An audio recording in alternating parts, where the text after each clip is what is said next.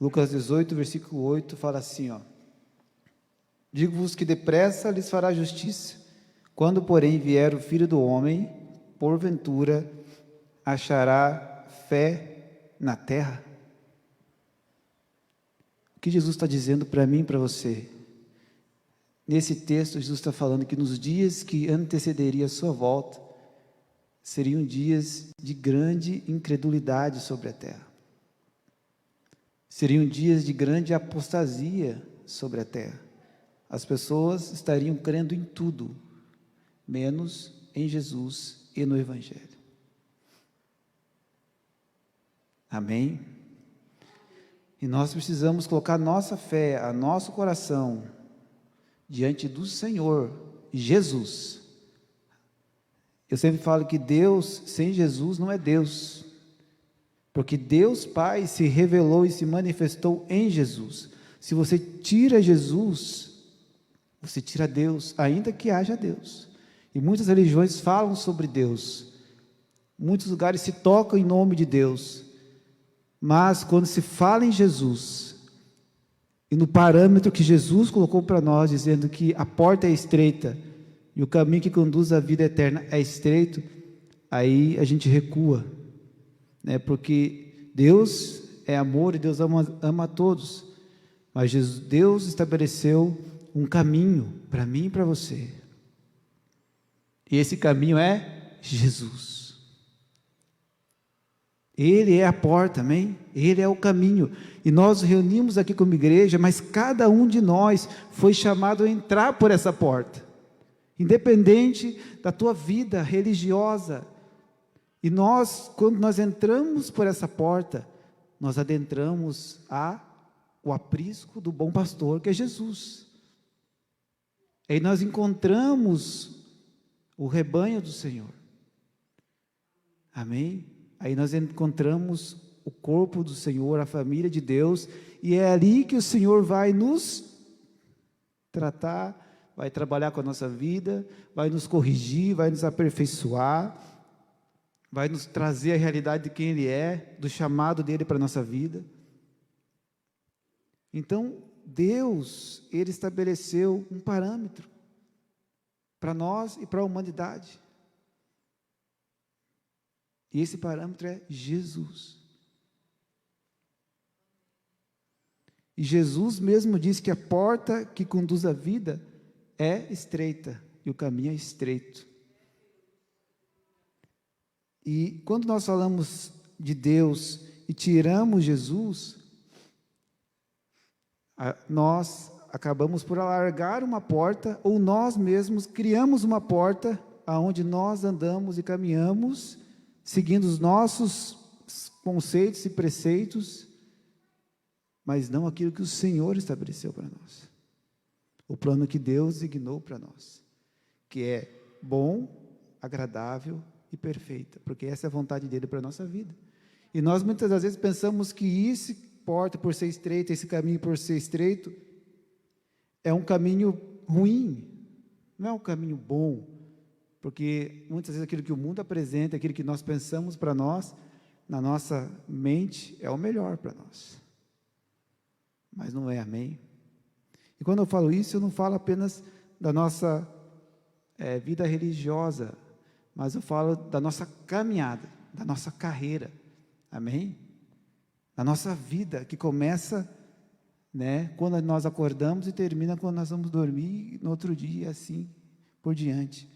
Então nós precisamos estabelecer e colocar os nossos olhos e a nossa fé em Jesus, porque é Ele que nos levanta, é Ele que nos consola, é Ele que nos direciona, é Ele que nos dá a direção do que Ele tem para a nossa vida. Então, se você não tem essa busca com o Senhor, você não vai conseguir saber o que Deus tem para você, com o plano. Amém? E esse texto que eu acabei de ler para você, Lucas 18, 8, fala: quando, porém, vier o Filho do Homem, porventura achará fé na terra? E por que Jesus diz isso? Porque no contexto que ele está falando essa palavra, ele está ensinando sobre oração. No versículo 1 ele fala, olha, contou-lhe Jesus uma parábola sobre o dever de orar sempre e nunca desanimar. Aí ele fala sobre um juiz iníquo, injusto, que havia numa cidade, e ele fala sobre uma viúva que também que estava e vivia naquela cidade. E aquele juiz injusto, todos os dias ele ouvia aquela viúva, vinha até ele e falava para ele: julga a minha causa contra o meu adversário, faz justiça. Mas pense, era um juiz injusto, e a Bíblia fala que ele não respeitava homem nenhum e nem temia a Deus. Era um juiz ruim mesmo. Pense num juiz ruim. Pense num juiz ruim aqui. Pense num juiz ruim hoje. Era desse jeito. O cara era ruim mesmo. O cara endurecia a pena dele, a sentença dele. A pessoa clamava por misericórdia, ele aumentava a sentença. Era ruim o cara. Mas a viúva ia ali e clamava: julga a minha causa, julga a minha causa, julga a minha causa, julga a minha causa. Até que o juiz injusto fala assim: essa mulher me incomoda demais. Todos os dias ela vem aqui pedir para que eu julgar a causa dela. Todos os dias ela vem aqui me julgar a causa dela contra o meu adversário. Quer saber? Eu vou me livrar dela. Eu vou julgar a causa dela, porque eu quero paz. Eu quero é ter paz. Eu quero curtir minha vida. Não quero ficar aqui ouvindo todo dia essa viúva me cobrando para eu julgar a causa dela. Eu estou cansado dessa viúva. Era mais ou menos assim que o juiz injusto estava ali. Interessante que no texto, o que Jesus fala? Ele fala assim, ó: ouvi o que diz a viúva. Foi isso que ele disse? Todos estão aqui? Não foi isso que ele disse. Ele disse: ouvi o que diz o injusto juiz. E por que ele fala isso? Porque logo no versículo ele fala: e Deus não fará justiça aos seus escolhidos. O que é escolhido?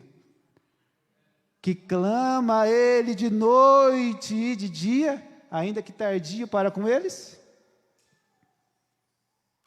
Então Jesus conta tudo isso, traz todo esse contexto, falando de um juiz perverso, mau, que foi molestado por uma viúva, e por causa disso, o juiz, mesmo sendo mau, julgou. Ele fala: olha, e eu, que sou justo, um Deus que caminha na justiça eterna, eu, Jesus, não vou julgar a tua causa?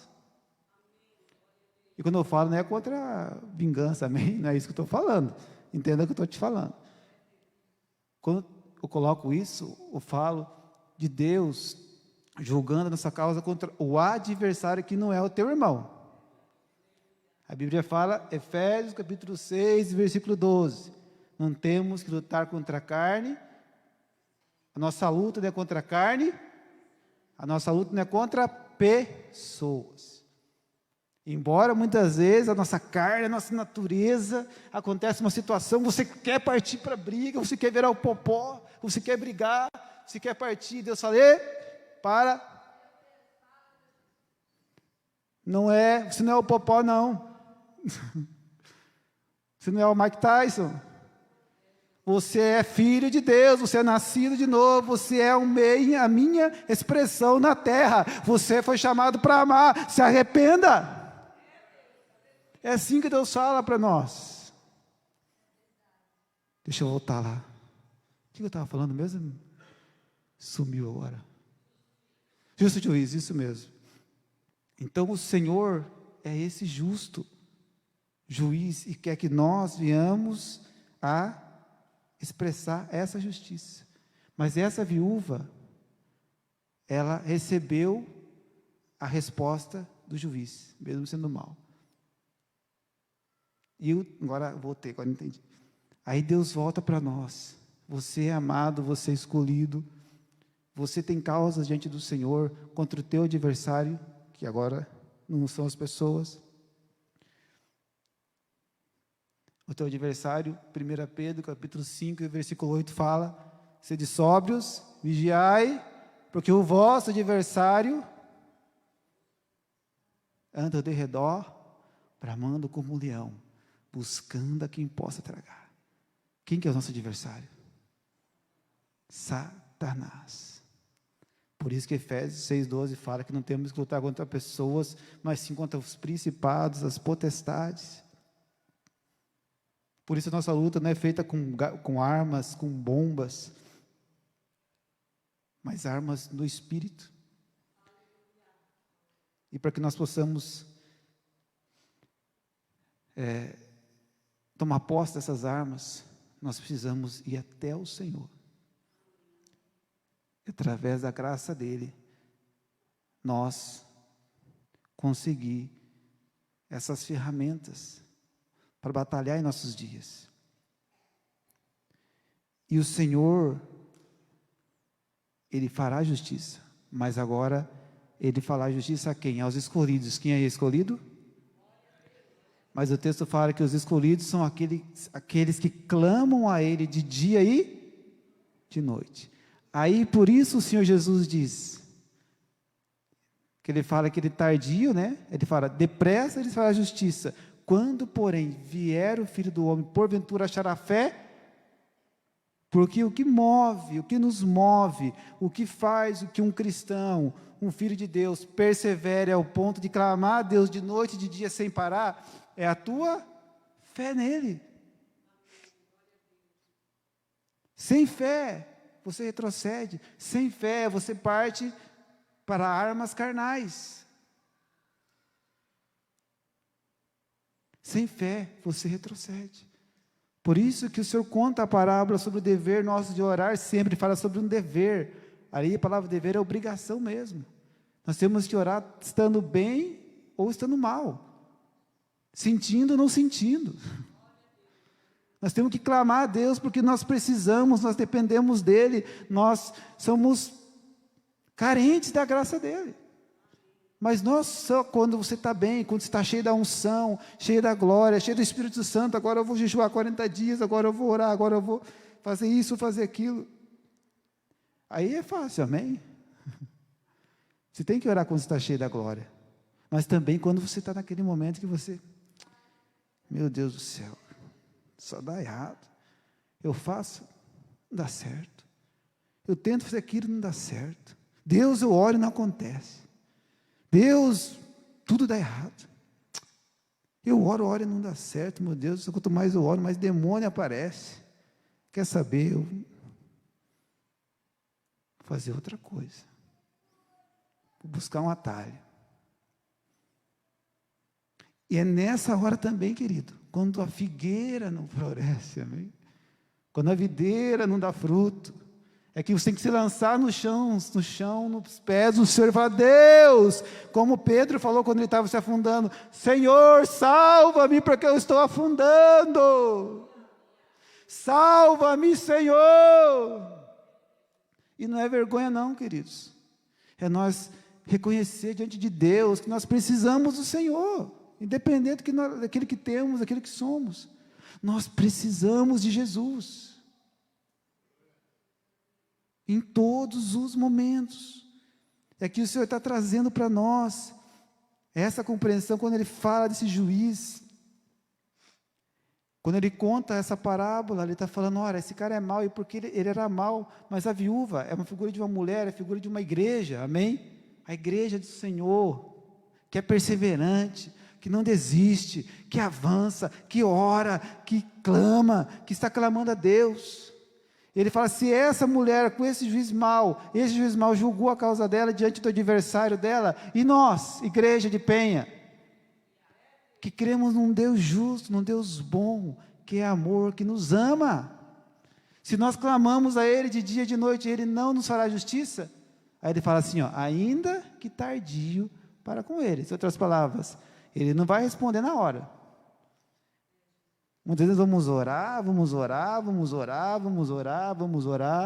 como Abraão teve uma promessa, 25 anos depois, ele teve a resposta, e não a resposta do cumprimento da promessa, porque Deus falou que ia dar uma multidão, e Deus deu um filho para ele, e Deus queria que ele matasse o filho ainda, amém? Então Deus vai responder, mas do jeito dele, e nós temos que crer mesmo assim, amém? Então a palavra minha para você hoje, a palavra que Deus tem ministrado para mim, é uma palavra para que nós não venhamos a entrar num lugar de incredulidade, mas de fé, porque Deus está vivo, Ele está conosco, Ele está conosco, amém, glória a Deus. Outra coisa também, em Mateus 24:12, o Senhor também fala sobre a escassez da fé, mas em Mateus 24:12 ele fala: por se multiplicar a iniquidade, o amor de muitos se esfriaria, falando da iminência da volta dele. No contexto ele fala também de um esfriamento, que haveria uma grande falta de amor no meio do povo dele, nos dias que antecederiam a volta dele. Então não se espante com a falta de amor, não se espante com a dureza das pessoas, não se espante, é cumprimento. Mas eu e você, nós somos cheios do amor de Deus, nós vamos buscar o amor de Deus, nós não vamos entrar no caminhão da multidão que vai endurecer o seu coração, amém? Então o Senhor fala em Lucas 18:8, que a fé estaria escassa, em Mateus 24:12 ele fala que o amor também estaria escasso. São dois sinais claros que nós estamos vivendo hoje, um tempo da nossa geração de grande incredulidade e de grande falta de compaixão, de dureza, de indiferença da nossa parte, principalmente quando eu falo isso de nós como igreja, como corpo do Senhor, daqueles que têm o Espírito Santo. Gálatas 5, e versículo 6, queria que você abrisse lá rapidamente.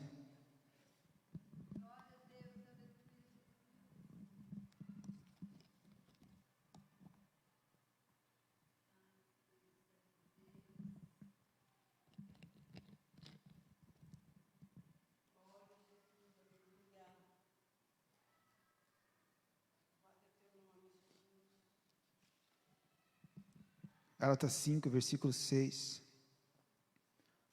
Porque em Jesus Cristo, nem a circuncisão, nem a incircuncisão tem virtude alguma, mas sim a fé que opera por amor. Paulo está falando, em Jesus Cristo, nem a circuncisão, nem a incircuncisão tem virtude alguma. Em outras palavras, em um parâmetro, em uma regra estabelecida religiosamente falando, tem virtude alguma. Mas o que tem virtude é a fé que opera por amor. E eu falei no início sobre dois textos que falam sobre a escassez da fé e a escassez do amor. E aqui o texto fala que a fé, ela tem que operar. Quem tem fé? A nossa fé precisa operar por amor. A nossa fé precisa ser expressa através do amor. Por isso que Deus nos quebra, queridos. Por isso que Deus prepara e prepara situações para nós, para nos quebrantar, para testar o nosso egoísmo, para testar a nossa generosidade, a nossa compaixão. Nós precisamos ser exercitados pelo Senhor.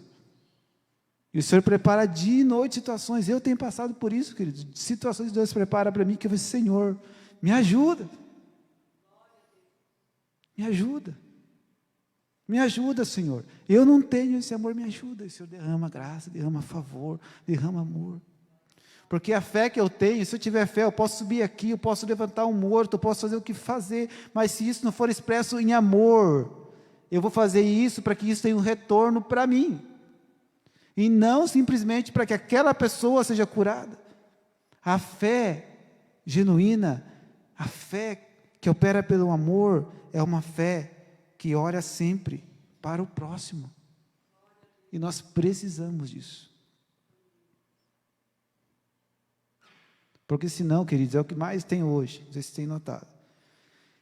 Muitos usam e têm um chamado, e têm dons, e têm fé, mas usam isso como ferramentas para trazer para si glória, para o seu império particular.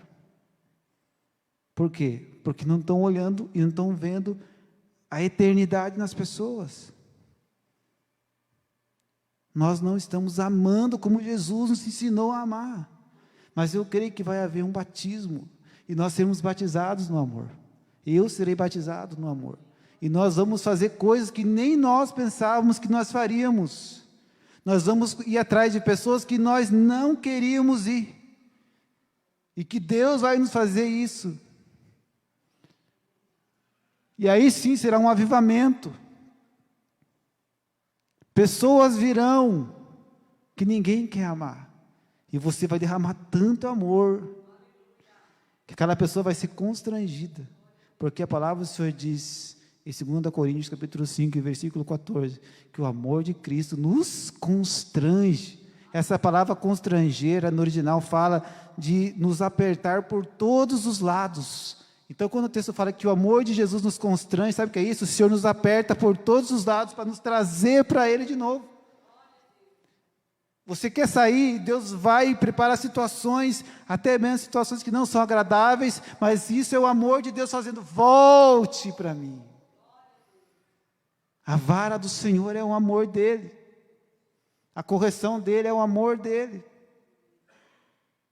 e esse amor que nos constrange, que Cristo derramou na cruz, é o amor que nós precisamos hoje, queridos. Porque o mundo, a humanidade, vive um grande vazio. Ela busca preenchimento, busca entretenimento, busca coisas para satisfazer o seu vazio, para satisfazer algo que só Jesus pode. Foi isso que aconteceu comigo, queridos, quando eu me converti.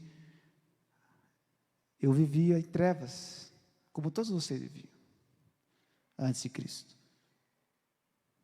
Totalmente vivendo a minha vida, vivendo naquela loucura ali. Mas quando eu conheci Jesus, eu pensei, nossa, Deus existe. Que amor é esse? Como Deus pode amar, me amar, eu, Evandro, Deus me ama, eu não preciso pintar um quadro de mim que eu não sou para ser aceito, porque é isso que eu queria ser antes. Queridos, eu vou falar para vocês, eu queria ser que nem aqueles atores que têm a orelha assim, ó, bem certinho assim, ó, porque eu achava, nossa, o cara, né? E sabe o que eu fazia? Para mostrar para vocês o que eu fazia antes para ser aceito. Vou falar isso, traz vergonha, mas eu vou falar. Se Deus está me mandando falar, eu falo. Eu colava a orelha com super bonde. Pense na onde, no grau que eu tinha me colocado. Porque o meu redor ali, eu queria ser aceito, eu queria chegar ali, né? E as moças ali olhavam, nossa, mas eu não estava me vendo. Né? Mesmo com a orelha assim, eu era feio. Graças a Deus pela minha esposa que viu algo em mim. Mas, queridos,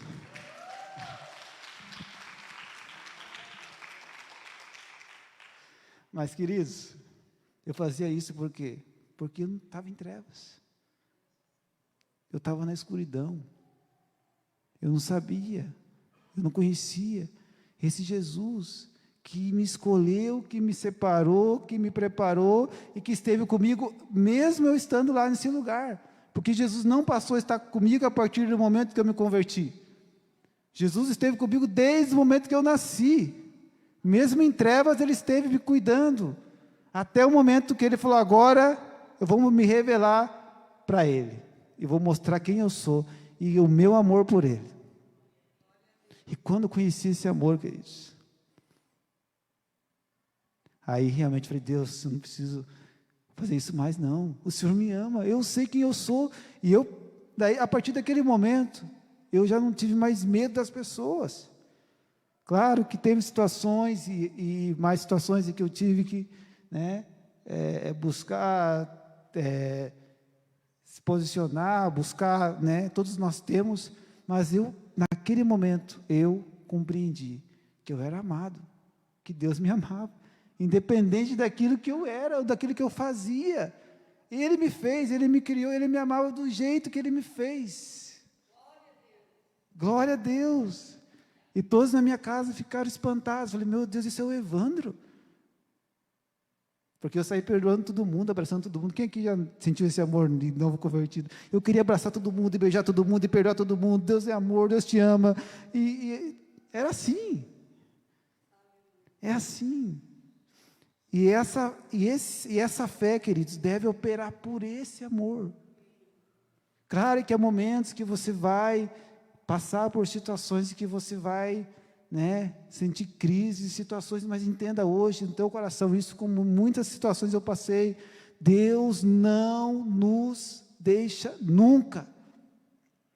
Se você se voltar para Ele, clamando, invocando o nome dEle, Ele é poderoso para te transformar, para te curar, para te libertar e para te enviar para onde Ele quiser. Para onde Ele quiser, porque Ele é poderoso para isso. Filipenses capítulo 1 e versículo 6 fala, tendo por certo isto mesmo, que aquele que em vós começou a boa obra, vai aperfeiçoá-la, desenvolvê-la até o dia de Cristo. O Senhor começou uma boa obra em você?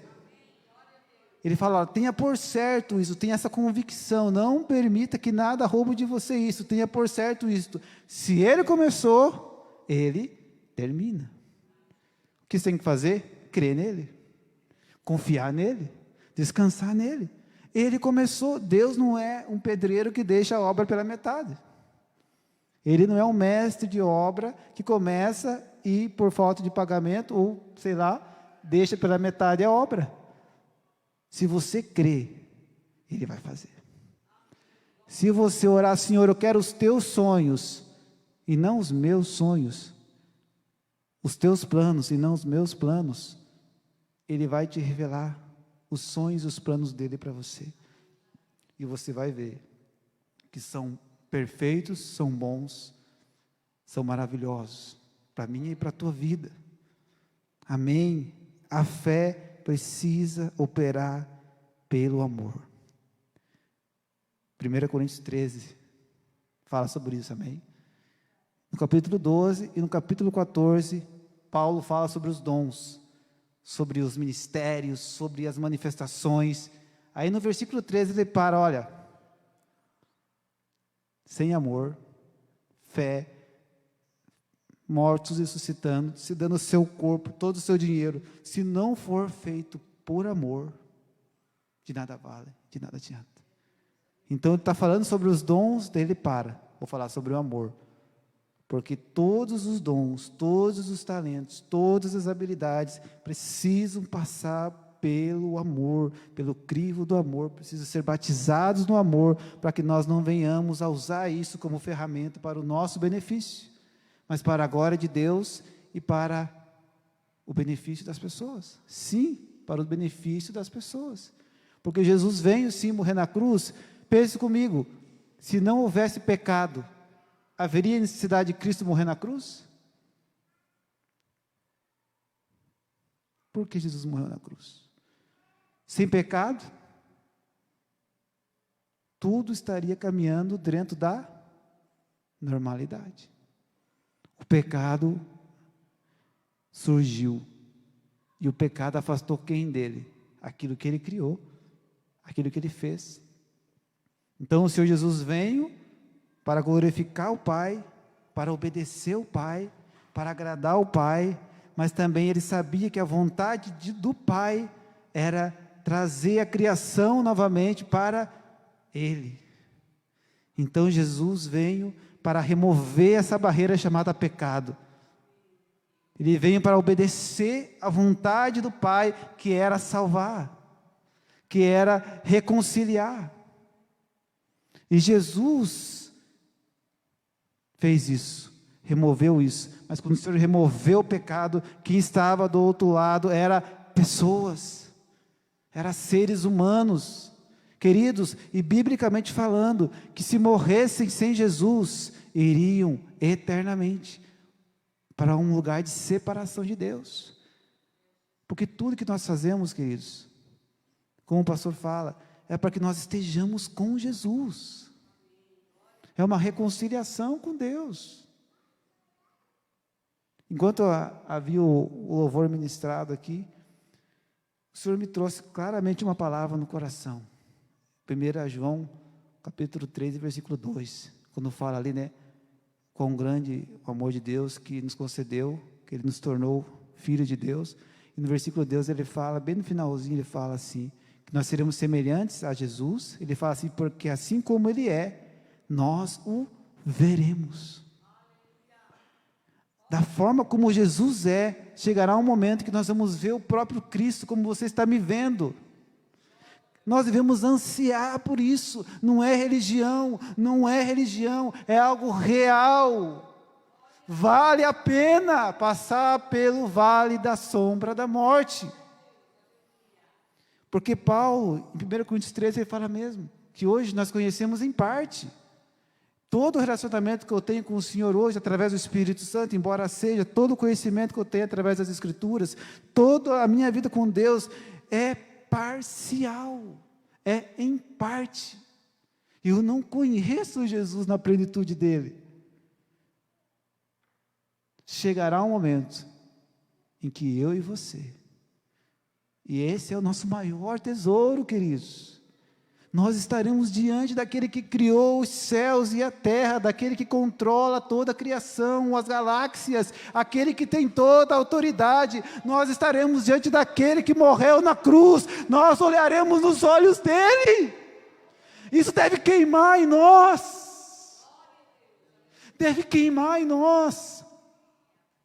Pregamos o Evangelho, pregamos a cruz, pregamos Jesus, e isso é suficiente. E isso deve ser um anseio do nosso coração. Passamos por situações, vamos passar por situações, mas do outro lado, estaremos com Ele. E chegará um momento que todos nós estaremos junto com Jesus. Sentaremos do lado dele. Você vai falar com Jesus. Face a face, assim como Ele é, nós o veremos. Da forma como Ele é.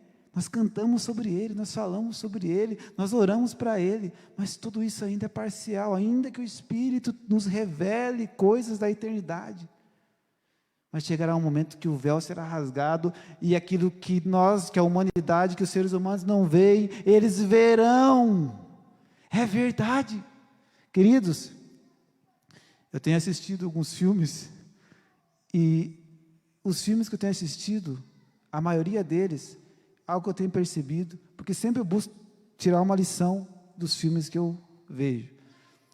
Eles mostram sempre uma invasão, como se tivesse acontecendo uma invasão sobre a terra, e toda a humanidade tem que se reunir, tem que se organizar, tem que buscar um herói, alguém para salvar a humanidade daquela invasão que está vindo, para a destruição da terra.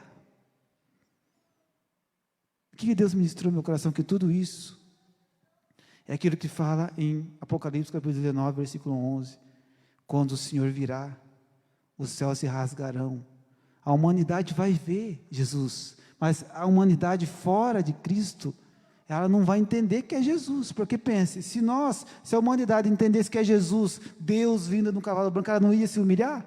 Mas no contexto fala que os reis da terra, a besta e os reis da terra vão se reunir para fazer guerra contra ele. Então na mentalidade deles está havendo uma invasão extraterrestre. Só que quem está sentado ali não é um extraterrestre, não é um alienígena, é Jesus, e contra ele não há exército, não há arma. Amém? E nós estamos se preparando para estar com Ele. Quando Ele vier, nós não estaremos aqui, nós já estaremos com Ele. Quando Ele rasgar os céus como relâmpago de alto a baixo, e vai acontecer, a Bíblia fala em Apocalipse 1:8, e eis que vem com as nuvens, e todo olho verá, até mesmo aqueles que os transpassaram, e todas as tribos da terra se lamentarão. Não será uma vinda para alegria, a vinda visível de Jesus será uma vinda para lamento. E as pessoas vão ver e vão pensar, é um extraterrestre, está vindo, está acontecendo a guerra do Armagedon. E elas vão se reunir, vão reunir os reis da terra, as bombas atômicas, tudo, para tentar guerrear contra aquele que está sentado sobre o cavalo. Mas não adianta. Não há mais chance. Quem está ali não é um alienígena, é o Filho de Deus, porque ele morreu como um cordeiro, mas virá como um leão. Ele morreu para salvar, mas ele virá para buscar aqueles que foram salvos pela primeira vinda dele. A Bíblia fala que Jesus, eu vou ler esse texto com vocês, não li a ler, mas eu vou ler Hebreus 9. Fala que Jesus virá para buscar aqueles que foram alcançados pela sua primeira vinda. Quantos aqui esperam o Senhor para a salvação? Você não estará aqui quando Ele vier visivelmente. Hebreus 9 e 28 fala assim: assim também Cristo, oferecendo-se uma vez para tirar os pecados de muitos, Jesus vem como um cordeiro para morrer. Aparecerá segunda vez, sem pecado, santo, glorioso, poderoso, aos que o esperam para a salvação. Quem foi alcançado pela primeira vinda, foi alcançado, foi salvo. Então agora ele clama, esperando para que haja o resgate e para que essa palavra de 1 João 3,2 se cumpra. Assim como ele é, nós o veremos. Que o Senhor queime no meu e no teu coração esse fogo, porque o texto fala que o Senhor virá buscar estes que esperam. Por que esperam? Porque eles foram alcançados, eles foram impactados, eles foram ressuscitados através de Jesus, através do Espírito Santo, e agora há algo neles clamando pela vinda do Rei. E nós vivemos essa terra com esse clamor. Meu Deus, nem saí do início aqui do curso. E como eu falei, um dos grandes limitadores para que nós possamos viver tudo isso é a incredulidade. Incredulidade. Mateus 13:58. Vamos lá ler esse texto? E hoje, em nome de Jesus, toda incredulidade vai sair das nossas vidas. E nós vamos viver céu e terra, terra e céu. Em tudo que fizermos, para onde nós formos. Mateus 13:58.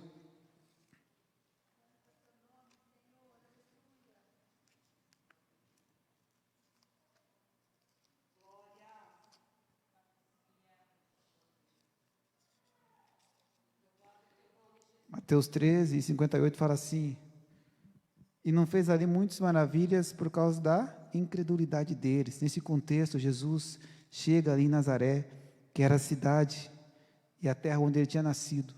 Ele chega ali, e aí aquelas pessoas que conheciam Jesus falam assim: não é este o filho do carpinteiro? E não se chama sua mãe Maria, e seus irmãos Tiago e José, e Simão e Judas? E não estão entre nós todas as suas irmãs? De onde ele veio, pois, tudo isso? Então, no versículo 57, escandalizavam-se nele, Jesus, porém lhes disse: não há profeta sem honra, a não ser na sua pátria e na sua parentela. Aí ele não pôde fazer muita coisa ali, porque as pessoas conheciam Jesus. Ah, esse é Jesus, mas está falando que ele é o Filho de Deus, mas a gente conhece. Conhece a vida dele. Jesus se manifestou com quantos anos para o ministério? Com 30 anos. Até os 30 anos, Jesus viveu como um homem normal.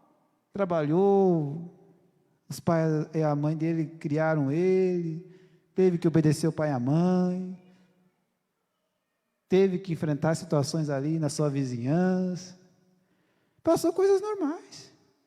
E quando Jesus volta lá de novo, agora não mais como filho do carpinteiro, mas como o enviado de Deus, eles falam assim: não, esse a gente conhece a vida dele, se criou aqui, fazendo milagre, não pode.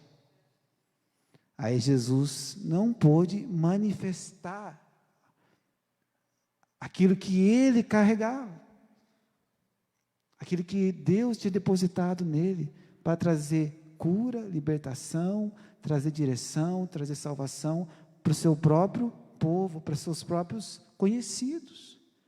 Por quê? Porque eles, pela sua incredulidade, E creio que aqui eram pessoas que conheciam as profecias e sabiam que o Jesus, o Messias, viria também de Nazaré, porque ele seria chamado Nazareno. Não entenderam que era Jesus. E a incredulidade deles foi o limitador para que Jesus fizesse o que ali? Os milagres. Jesus queria fazer milagres. E muitas vezes na minha e na tua vida, nas nossas vidas, nós impedimos os milagres de Deus, as manifestações de Deus, porque nós não estamos entrando nesse lugar. Nós estamos permitindo que a incredulidade tome conta das nossas vidas. Hebreus 13:19. Vamos correr lá rapidinho. Hebreus 3:19. Outro contexto.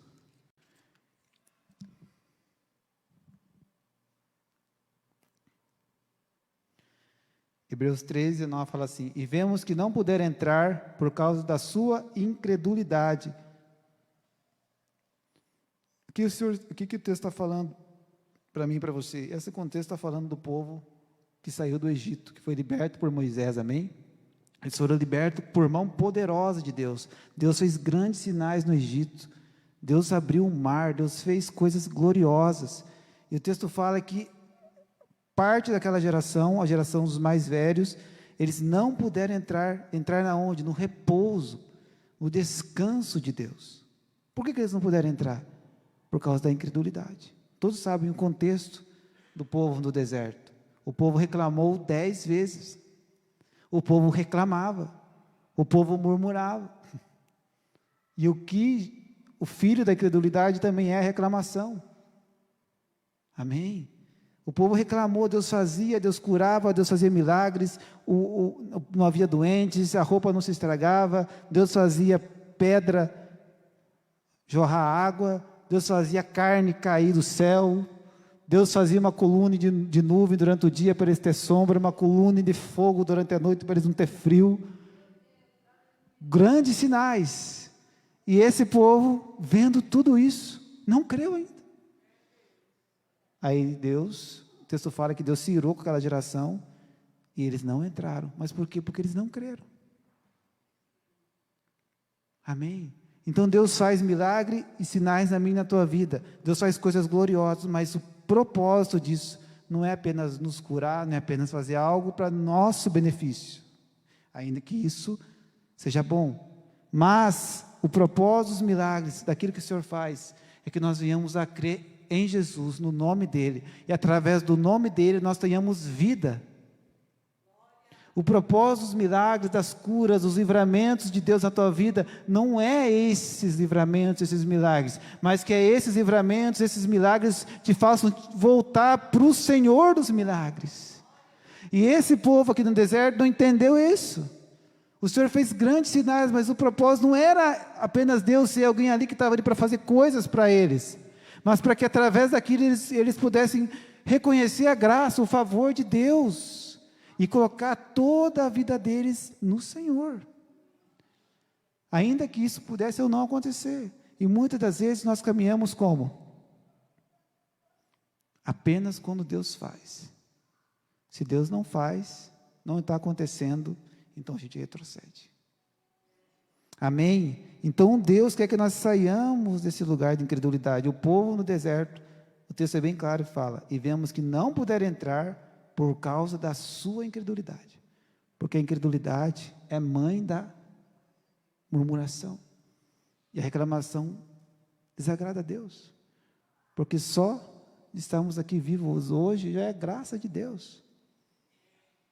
Amém? Então que o Senhor nos liberte disso, de toda incredulidade, nós possamos olhar para o Senhor e falar: Senhor, obrigado, glória a Deus, nós te amamos, e o Senhor fará. A fé genuína não é a fé para liberar milagres apenas, mas a fé que nos faz permanecer nele, independente das circunstâncias. Essa é a fé que o Senhor quer que nós tenhamos, não uma fé apenas para gerar o milagre, ainda que Deus nos dê essa fé, mas a fé que gera o milagre e a fé que nos faz permanecer no Senhor do milagre, independente se o milagre aconteça ou não. Amém? 2 Coríntios 5:7 fala que nós andamos não por vista, mas por fé. O que é andar por vista? Andar por aquilo que você está vendo. Simples assim. Andar por vista é andar pelas circunstâncias. Muitas das vezes nós vamos ter situações em que você vai ser que nem Pedro, quando estava andando na água. Pedro estava indo e disse: Senhor, se é o Senhor mesmo, me manda que eu vou. Eu vou, Jesus, me manda. Jesus, pode vir, Pedro. E Pedro desceu, imagina a coragem de Pedro, descer no mar ali. Desceu e foi. Chegou na metade ali, sentiu um vento. E certo, um sussurro de Satanás: você vai afundar. Aí ele olhou para Jesus: será que é Jesus? A hora que ele falou será, já afundou até o joelho. A hora que ele falou: meu Deus, já fui até aqui. Como diz o pastor: meu Deus, me salva. Aí, o que São Pedro falou? Deus, Senhor, salva-me. Salva-me. E o Senhor veio e salvou ele. Tirou ele daquele lugar. Nós precisamos dessa fé, uma fé que nos faz clamar a Deus, olhar para Ele e tirar os olhos das circunstâncias. Quando nós olhamos para as circunstâncias, quando nós andamos por vista, nós começamos a afundar. Afundar na onde? Naquilo que está sendo colocado diante de nós, naquilo que nós estamos ouvindo, naquilo que está acontecendo. E aquelas coisas vão crescendo, vão crescendo, vão crescendo, vão crescendo, vão crescendo.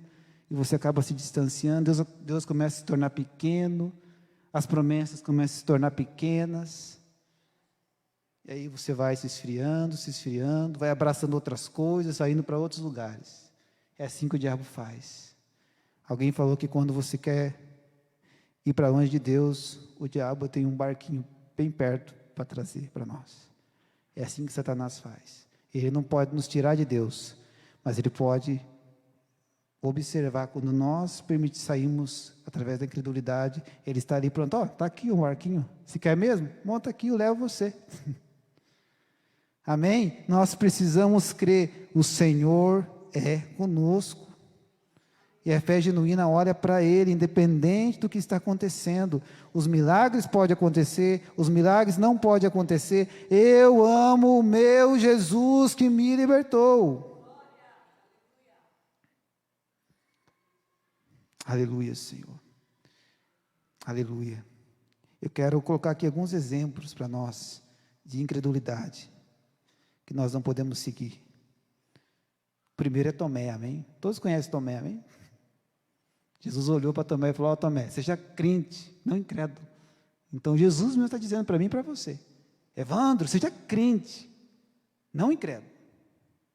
Por quê? Porque Tomé, ali no contexto, Jesus apareceu primeiro para os discípulos, se manifestou, Tomé não estava, depois os discípulos estavam todos de novo, Jesus pela segunda vez aparece, Tomé está ali no meio. Aí quando Jesus aparece ali, eles contam primeiro para Tomé que Jesus tinha aparecido, tal, contam: ó, o Messias apareceu, Jesus nasceu, apareceu. Ele fala: não, eu não vi, eu só creio se eu ver. Ele tinha convicção: se eu ver, eu creio, Jesus, se eu não ver, eu não creio. Aí Jesus, misericordioso, amoroso, bondoso, Ele nos ama, amém? Ele ama Tomé,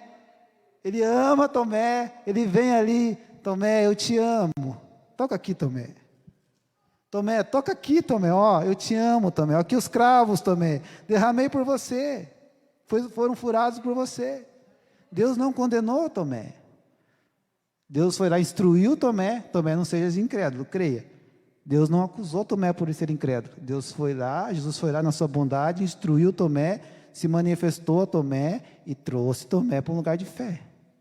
E disse a Tomé: ó, Tomé, não seja incrédulo, creia, porque eu ressuscitei. Eu falei para você, Tomé, quando você estava na terra, quando eu caminhei com você, que tinha que ser assim. Amém? Então Tomé foi o primeiro que foi instruído pelo Senhor a não ser um incrédulo, mas crente. Jesus ressuscitou. Ele apareceu para Tomé, Ele está aqui hoje, Ele está na tua vida, amém? Se você crê, se você crê, e se você crê. Outro exemplo, os discípulos de Emaús. Quando que conhece a história dos discípulos de Emaús? A Bíblia fala que eram discípulos, pessoas que caminharam com Jesus, pessoas que foram ensinadas por Jesus, pessoas que caminharam com Jesus, mas quando eles viram a cruz, eles viram a morte, eles viram a crucificação, Eles viram o que aconteceram, o que eles pensaram? Morreu mesmo. Nós pensávamos que era o Messias. Ele fez grandes coisas, fez grandes milagres, estavam conversando entre eles, né? A gente pensava, ele fez milagres, ele curou, ele ensinou, ele falou que era o Filho de Deus, mas ele morreu na cruz, né? Grande morte, né? Foi ali, mas morreu, que coisa. Aí chega alguém, um terceiro do lado e fala, o que vocês estão falando aí? Conta para mim aí. Aí eles começaram a falar, você não sabe? Você é forasteiro? Não sabe o que aconteceu aí? Um grande profeta que falava ser o Messias, morreu na cruz. Aí Jesus vem, honesto e tardo de coração, para crer em tudo o que está escrito. Não tinha que ser assim. Ele abriu as escrituras e foi explicando para ele tudo que estava escrito acerca dele, falando sobre aquilo que tinha que se acontecer. Já estava escrito, estava ali. Eles tinham até mesmo conhecido, lido, mas não tinham colocado fé. Não se tornou real para eles aquilo.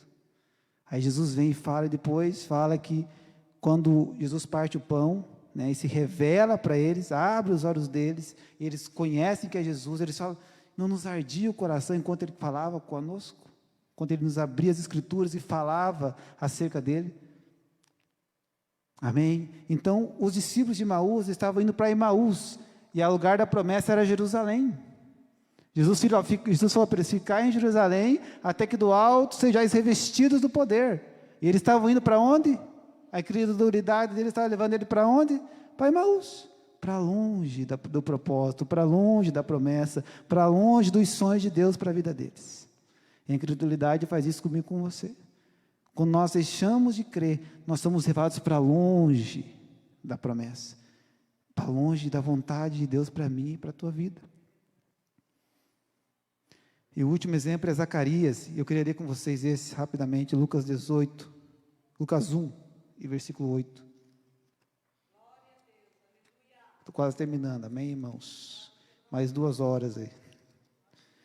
Lucas 1 e versículo 18 fala assim: disse então Zacarias ao anjo, como saberei isso? Pois eu já sou velho e minha mulher avançada em idade. E respondendo o anjo disse, eu sou Gabriel, que assisto diante de Deus, e fui enviado a falar-te e a dar-te estas alegres novas. Todavia ficarás mudo e não poderás falar, até o dia em que estas coisas aconteçam, porquanto não cresces nas minhas palavras, que a seu tempo se hão de cumprir.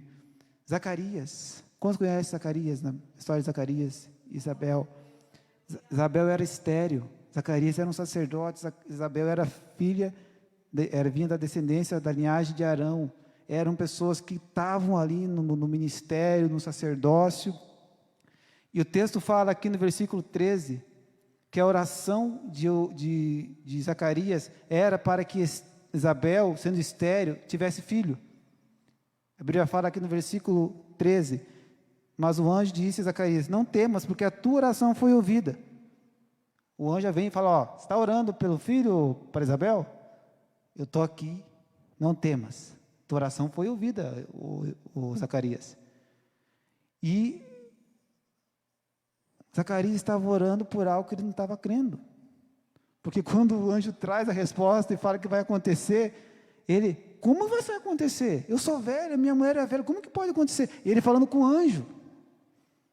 Pense em que a incredulidade faz conosco, é nós questionar o próprio Senhor, que é um anjo, uma revelação de Deus, ele questionando a revelação de Deus. Como vai acontecer? Como pode? Não, eu sou velho, a minha Isabel é velha, é estéril. Aí o anjo fala, mas você não está orando? Você não está pedindo isso? Muitas vezes nós oramos a Deus e declaramos coisas que nós não estamos crendo, e quando acontece, meu Deus, meu Deus, nós ficamos espantados, amém? Porque nós oramos muitas das vezes, mas a nossa oração é uma oração muitas vezes religiosa, nós não cremos muitas das vezes que nós estamos orando, porque é coisa que está fora do nosso poder. Abrir a madre de uma mulher estéril é fora do poder humano, Só Deus pode fazer isso. Então nós oramos muitas vezes por coisas, ore por coisas que estão fora do teu poder, e pode acontecer, porque para mim, para você, para os homens, isso é impossível, mas para Deus, tudo é possível, tudo é possível, tudo é possível. Para Ele tudo é possível. E Zacarias, e Deus novamente vem e manifesta o amor dele a Zacarias, porque Deus, através da permissão de Zacarias ficar mudo, Deus estava dando um ensinamento para Zacarias. Deus não estava punindo Zacarias, não, amém? Deus estava instruindo Zacarias, deixando ele mudo, porque quando João Batista nasce, a língua dele, ele novamente volta a falar, e fala, João Batista. Então Deus estava instruindo ele para que ele nunca mais viesse a duvidar da revelação, da promessa. Deus permite situações não para nos punir, mas para nos instruir, em situações que não são muito boas. No caso de Zacarias, Deus permitiu ele ficar mudo, até que João nascesse, para que ele nunca mais viesse a duvidar da promessa e daquilo que Deus é capaz de fazer. Então, quando nós oramos, Deus, aviva-nos, aviva essa cidade, aviva Penha, Penha do Senhor, creia que isso é possível. É possível ver salvação, cura, milagres, é possível ver realmente pessoas retornando ao Senhor, sendo reconciliadas e andando diante do Senhor, é possível sim, e isso é o que Deus quer fazer. E aqui na situação, Zacarias estava orando, e Deus não deixou de responder Zacarias, mesmo Zacarias não crendo, porque Deus sabia que Zacarias não cria, porque Deus sabe todas as coisas, Deus sabia que Zacarias ia duvidar, mas Deus precisava instruir Zacarias. Mas mesmo assim Deus respondeu Zacarias. Deus abriu a madre de Isabel, e instruiu Zacarias depois. Porque Deus é bom, Deus é maravilhoso. E Deus nos corrige, sim, porque Ele é Pai. Mas Deus não nos pune para nos punir como se fosse, alguém que está ali, vou punir, porque ele errou, então agora ele vai ser punido e pronto.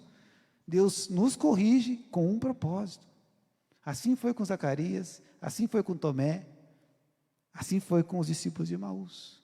Deus queria trazer eles de novo para um lugar de propósito. Amém? Tirar eles do lugar da incredulidade e trazer um lugar para eles para um lugar onde eles pudessem entender que Jesus é real. E não apenas real, Jesus é o dono das nossas vidas. E para encerrar, eu queria trazer para nós aqui, rapidamente, 3 coisas que nós temos que fazer para que a nossa fé seja fortalecida e a nossa incredulidade enfraquecida. Quantos aqui querem fortalecer a fé e enfraquecer a incredulidade? Amém? A primeira coisa é orar.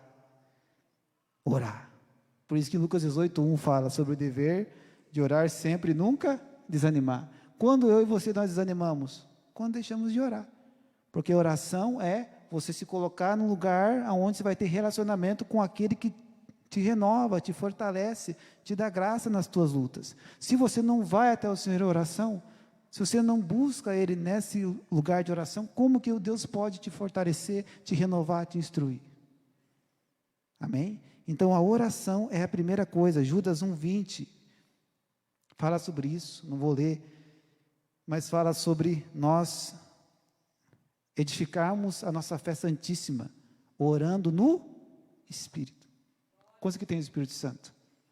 A Bíblia fala que você tem que edificar, fazer com que a tua fé santa no Senhor seja edificada, cresça cada dia mais, orando, xilalabassoriando, alamás em todo tempo, no teu trabalho, aonde você for, falando com Deus, na tua casa, na igreja, onde você for, Senhor, xilalabassoriando, alamás, falando com Deus em todo lugar, em todo tempo. Ele não está com os aqui só preso. Você saiu daqui, Deus não fica aqui preso. Quando você voltar semana que vem, agora eu vou lá de novo e Deus vai estar lá esperando eu. Não, querido.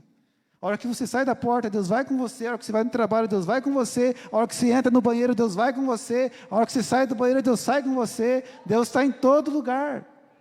E Deus te corrige, Deus te instrui, porque Deus conhece a tua vida. E Judas 1:20 fala isso, que nós devemos edificar a nossa fé santíssima orando no Espírito. Como que você faz que a tua fé seja fortalecida?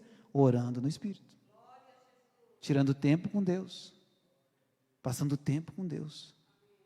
Separando tempo com Deus. Amém?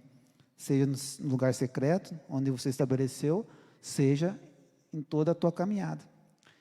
A segunda coisa, lendo a palavra de Deus, amém? Romanos 11, 17 fala que a fé vem pelo ouvir e ouvir a palavra.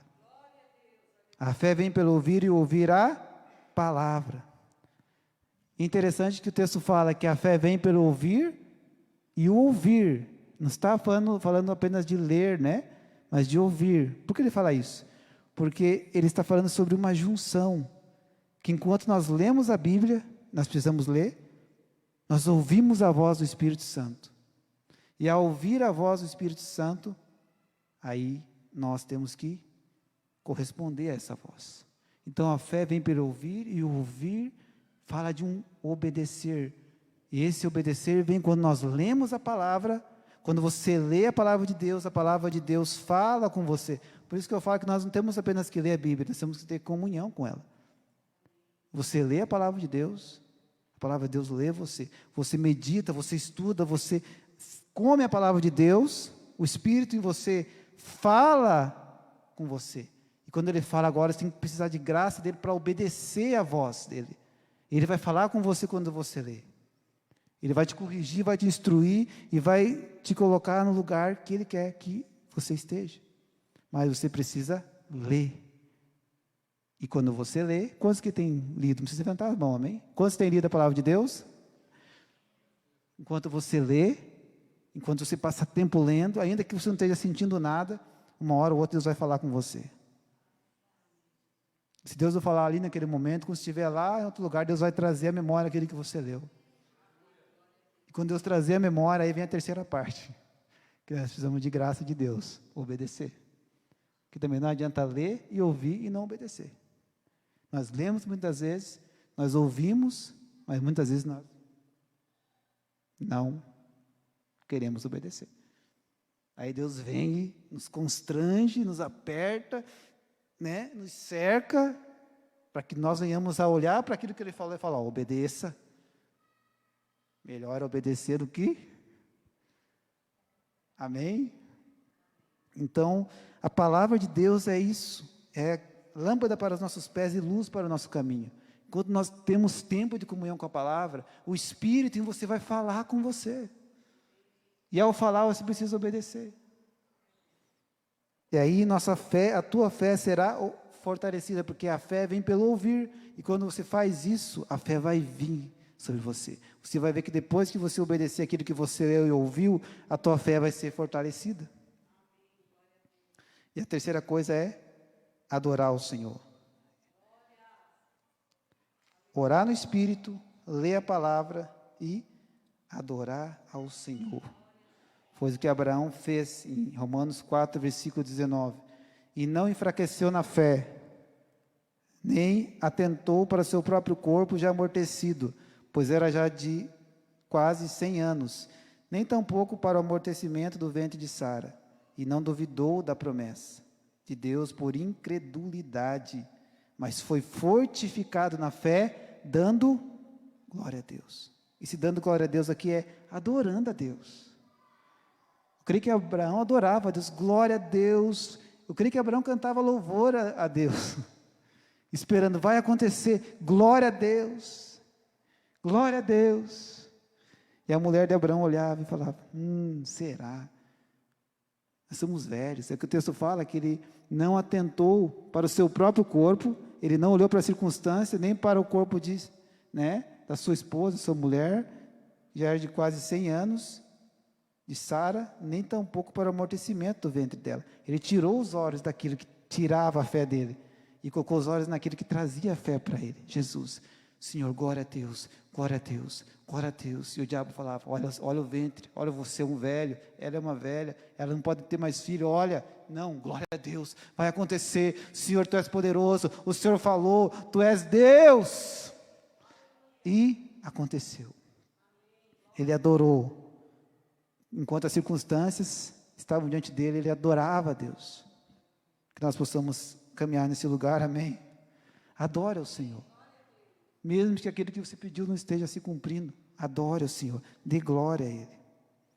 E o último texto que eu queria ler com você, para nós encerrar. 2 Timóteo 4, e versículos 6 a 8. Paulo, no final da vida dele, quando ele estava já para passar para o outro lado, uma das últimas palavras de Paulo foi: combati o bom combate, acabei a carreira, guardei a... Paulo teve um grande ministério, amém? Paulo teve uma grande missão. Ele resume tudo isso sobre uma carreira. A vida dele era o ministério dele. A caminhada dele era o ministério dele. Ele fala, combati o bom combate, eu lutei, eu batalhei, eu perseverei, eu caminhei a minha carreira, a minha corrida que foi proposta por Deus para a minha vida.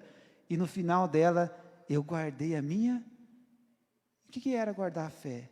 Era guardar o relacionamento, era guardar aquilo que Deus tinha falado a respeito da vinda, a respeito dos planos, era guardar a esperança de que aquilo que ele estava vivendo era verdadeiro, era saber que ele iria encontrar com o Senhor dele, no final da vida dele, que valia a pena. No final ele fala, guardei a minha fé. Aí ele fala, desde agora a coroa da justiça me está guardada, a qual o Senhor justo juiz me dará naquele dia. E não somente a mim, mas também a todos os que amarem a sua vinda. Mas sim a todos os que amarem a sua vinda. Aí Paulo, no final da vida dele, ele fala sobre essas duas coisas. Sobre ele ter guardado a fé dele. E como eu falei, como Jesus disse em Lucas 18:8, quando porém vier o Filho do Homem, porventura achará fé na terra. A fé de Paulo contemplava a vinda do Senhor. Aí ele fala, e não somente a mim, mas também a todos aqueles que amam a vinda do Rei.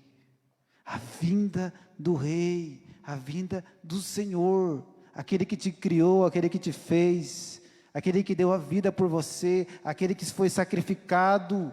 Eu assistia, a semana passada com a minha esposa, o filme Paixão de Cristo, fazia algum tempo que eu não assistia. E quando eu vi aquilo, aquele filme, a minha esposa chorava, vendo, e aquele filme não é um filme apenas, foi real. Ali estava o Filho de Deus, eu vendo aquele filme, vendo Jesus sendo açoitado, aquelas coisas nas costas dele. Ali aquele filme tentou se aproximar mais próximo daquilo que aconteceu.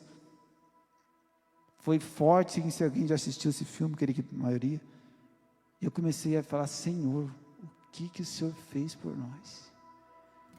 O que o Senhor, preço que o Senhor pagou pelas nossas vidas? Tem misericórdia de nós. Tem misericórdia dessa geração. Tem misericórdia porque nós reclamamos por qualquer coisa. Qualquer coisa é motivo para nós sair da presença de Deus.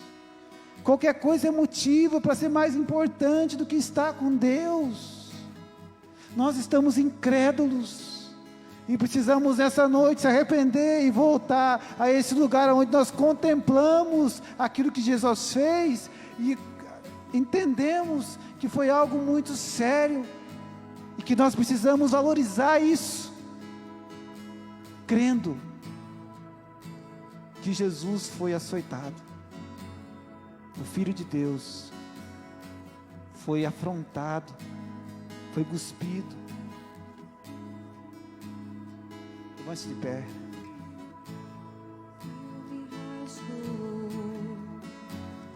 Por inteiro faço tudo, mas